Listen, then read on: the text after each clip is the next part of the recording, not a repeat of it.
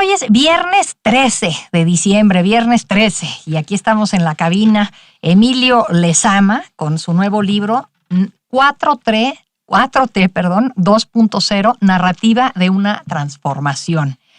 Este nuevo libro, porque ya te hemos entrevistado por otros libros, tú también por eres novelas. Sí, multifacético, es lo que te iba a decir, novelas, temas diversos. Pero en este caso se me está haciendo buenísima tu no novela, que parecería novela, querido Emilio Lezama. Gracias por estar aquí. A ver, tú en tu introducción dices la cuarta transformación no existe. La cuarta transformación, como se va a ver a lo largo de este libro, es una narrativa poderosa porque se asume al mismo nivel de momentos históricos que han sido impregnados en el imaginario colectivo por la historia oficial y que son vistos como arquetipos ideales. Entonces, la 4T no existe. Bueno, la 4T no existe como una transformación de la vida pública como lo que ellos quieren decir que son. Uh-huh. Existe como una narrativa muy poderosa y una narrativa triunfante. Uh-huh. Lo que quiero decir es que lo que no existe en la 4T es que uno puede hablar de la Revolución Mexicana, por ejemplo, que es una de las 4 transformaciones de la vida pública que ellos no reconocen, y entendemos que hay unas transformaciones que constituyen en los ámbitos sociales, políticos y culturales del país que la vuelven y la podemos denominar una transformación histórica.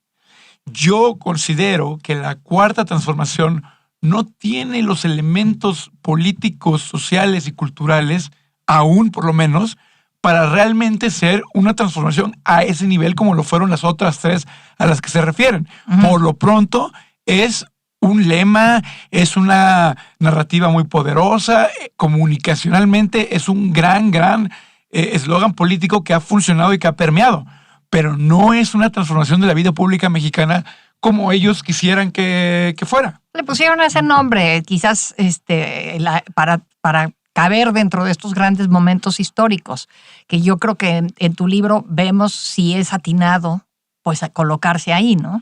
Pero tú lo que me interesa es que dices, esta cuarta transformación, como ellos se asumen, no se generó en el vacío. Para que se diera, tuvieron que crear elementos y circunstancias que le dieran una legitimidad pública a este tipo de narrativa. ¿Cuáles son? Sí, a ver, primero hay que decirlo, es una genialidad también comunicacional llamarla 4T porque se inserta en una lógica, como digo, de los grandes relatos nacionales. Entonces tiene un sentido y es funcional. Ahora, claro que había elementos para que esto se diera y para que fuera tan triunfante y apabullante esta nueva narrativa. Creo que evidentemente la enorme desigualdad que había y que hay en México y que persiste, la pobreza, pero también un vacío argumentativo y narrativo donde las élites mexicanas ocupaban todo el espacio narrativo también, no solamente el espacio económico, no solamente el espacio político, sino también el espacio narrativo. Es decir, venimos de una serie de presidencias y de momentos políticos en los cuales los de abajo nunca figuraron ni siquiera como parte de la narrativa. O sea, los últimos candidatos a presidentes ni siquiera se procuraron por tener una voz que intentara identificar a los millones de mexicanos en la pobreza o en situación de desigualdad, ¿no? Pero a ver, por ejemplo, Carlos Salinas de Gortari y Solidaridad, su movimiento Solidaridad. Vicente Fox con el Seguro Popular. O sea, sí era voltear a ver. Hay algo que tú dices en tu libro con lo que yo estoy completamente en desacuerdo. Tú dices que hay una polarización entre los que añoran el pasado y los que les gusta Andrés Manuel López Obrador. Yo me considero que estoy en una tercera categoría, que no es una de esas. A mí no me gustaba lo que sucedía en el pasado, me indignaba e incluso por eso quise meterme al periodismo. Y no me gusta lo que ha hecho Andrés Manuel López Obrador, sobre todo, o lo que hizo, sobre todo viendo la enorme, el enorme desperdicio de oportunidades para México. Creo que se da en un momento crucial la presidencia de López Obrador en el conflicto de Estados Unidos con China, por ejemplo, y en donde México tiene además un bono demográfico que no lo vamos a tener por siempre. Por poner dos oportunidades desperdiciadas y se han desperdiciado ambas. ¿Por qué? No, pues yo creo que por un tema de rencor e ideología, pero entonces por eso te digo, yo pensaría que hay una categoría de personas que somos pro futuro y que no caemos en ese México binario que tú describes, pero quizás lo entendí mal. No, yo creo que hay muchas categorías. Lo que creo es que hay una parte de la comentocracia que habla de del presidente López Obrador como si lo anterior hubiera sido magnífico y como si esto desentonara completamente. Pero es que eso es porque cada vez que criticamos algo que ha hecho López Obrador, se lee como que alabamos lo que sucedía antes. Y no sé si entonces tendríamos que empezar cada pregunta diciendo, a ver, no me gustaba cómo manejaba la salud del presidente López Obrador, el presidente Peña, Fox, Calderón, pero decir que esto es como Dinamarca. No, sí, por decirte. Pero hay muchas políticas y te pongo un ejemplo, lo de los trenes. A mí me parece que una gran oportunidad aprovechada es el regreso a los trenes a México. Y sin embargo, la mayoría parte de la gente que está en contra de López Obrador está en contra de los trenes. Es que quizás no estamos en contra de los trenes. O del Tren Maya. No, tampoco. En contra de que el gobierno sea el que esté teniendo que poner ese dinero. ¿Por qué no se los dejó a los particulares? Porque en ningún lugar del mundo, el país. En ningún lugar del mundo los trenes son redituables y rentables. Entonces no son un elemento que la iniciativa privada le tenga mucha fe ni interés. Hay solamente 3 trenes que son redituables en todo el mundo, trenes de gran distancia. En Japón es uno, en China es otro y el otro es el Londres-París. Entonces todos los demás trenes son subsidios, como lo es el metro, por ejemplo. ¿No? Entonces yo creo que tiene más que ver con un tema de derecho de infraestructura, de transporte y demás. Pero mira, decías una cosa interesante. Decías, pero Salinas con Solidaridad y el Seguro Popular de Fox voltearon a ver. Y justamente ahí está el tema. Voltearon a ver.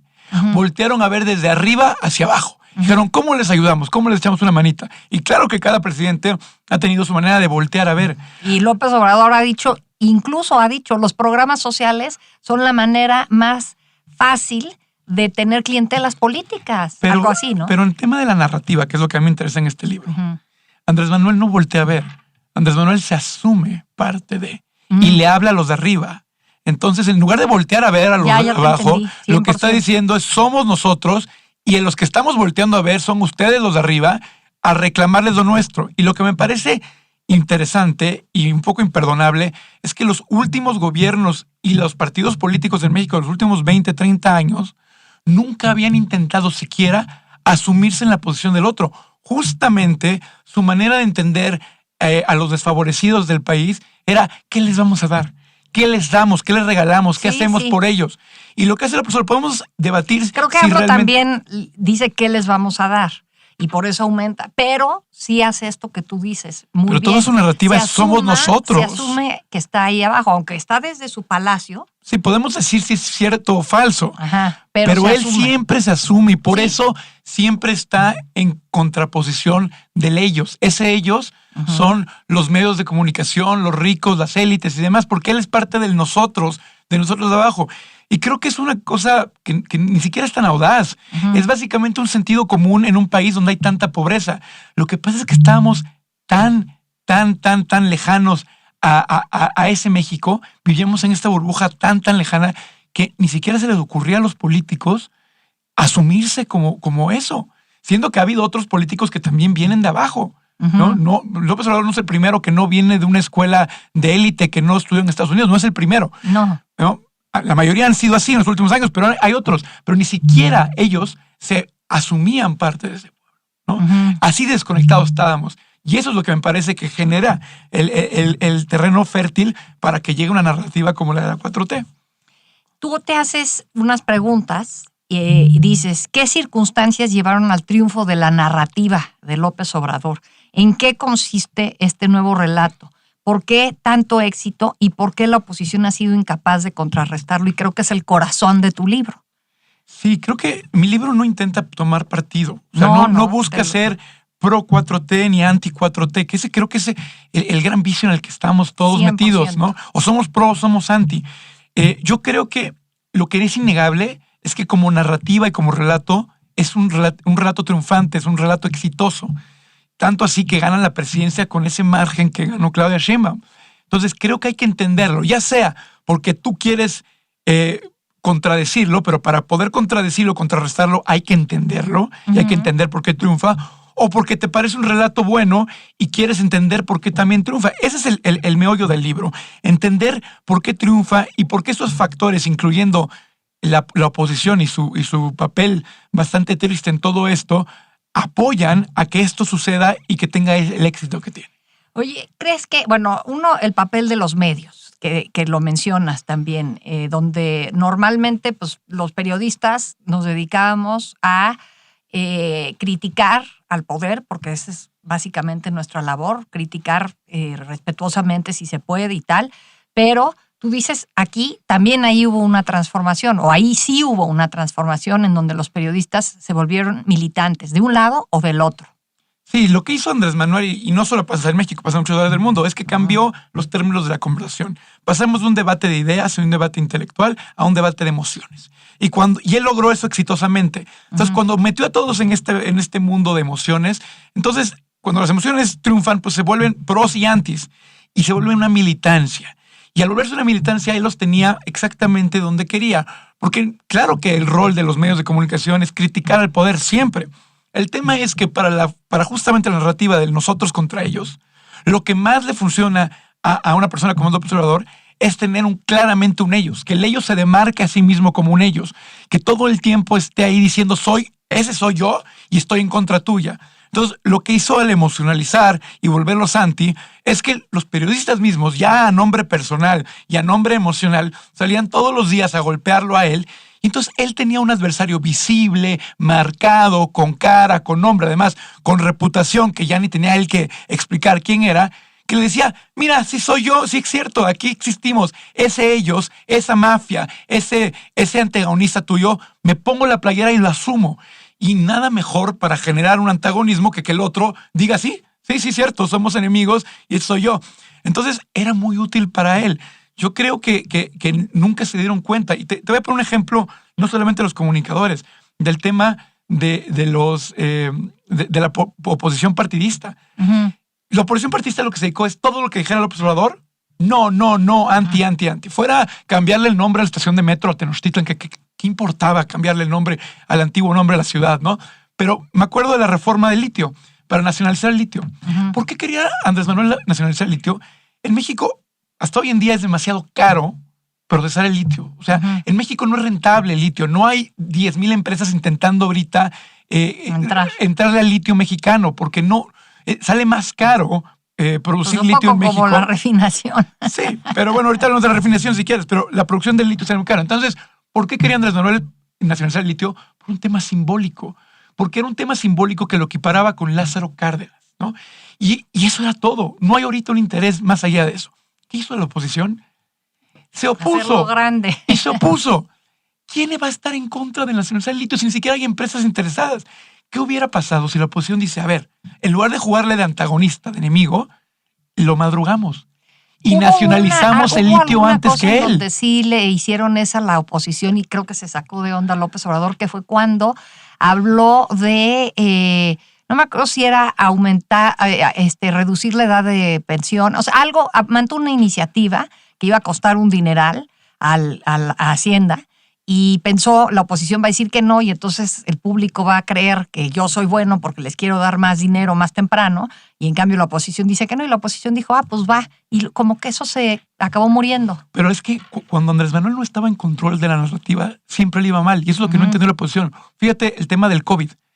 Le fue muy mal en el COVID porque no era una narrativa que le impusieron de afuera. Siempre que la narrativa se le imponían, que fueron muy pocas veces, no sabía cómo reaccionar. Por eso intentó ignorar lo del COVID, porque no sabía cómo reaccionar a una narrativa impuesta. Entonces, en este tipo de cosas, ¿no? Si le hubieran dado un madruguete, decir, nacionalizamos el litio, señor presidente, somos los héroes de la patria, que a nadie le importaba, no hubiera sabido cómo empezar. Y así muchos ejemplos. Creo que por fin lo entendieron ahora, y en el tema de los trenes de pasajeros, ¿no? Todos votaron a favor, ¿no? Y fue como un tema, mira, ya por fin entendieron, un poco tarde. Oye, ¿crees que si lee la oposición tu libro va a poder encontrar algunas pistas para cómo recomponerse? Porque ahorita los veo en la megalona.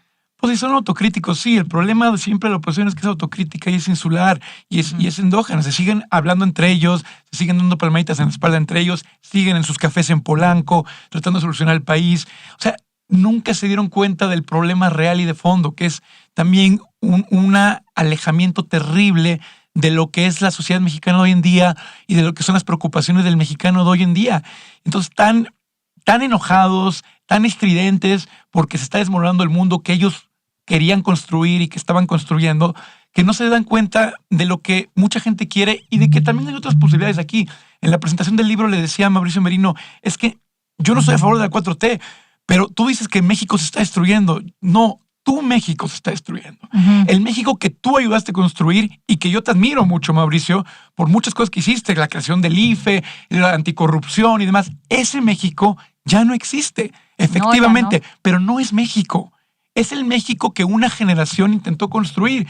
Y hay cosas muy valiosas de ese México, sin duda. Que se destruyeron. Que es una pena que se destruyan. Pero también hay cosas que digo... Sí, estoy de acuerdo. O sea, el modelo de carreteras del país en lugar de transportes como el tren. Digo, por eso una cosa, la poca apuesta a la infraestructura nacional, el cero desarrollo de tecnología propia. O sea, Sí. muchas cosas... Te leí esa columna en el Universal. Sí, ¿no? que se dejaron ahí. Entonces, como en todo cambio, hay cosas positivas y cosas negativas y no se trata de que todo sea malo ni que todo sea bueno. No. Rápido para cerrar, Emilio. ¿Qué papel encuentras para Sheinbaum en este escenario de 4T y su narrativa? Porque ella no es una mujer de narrativa.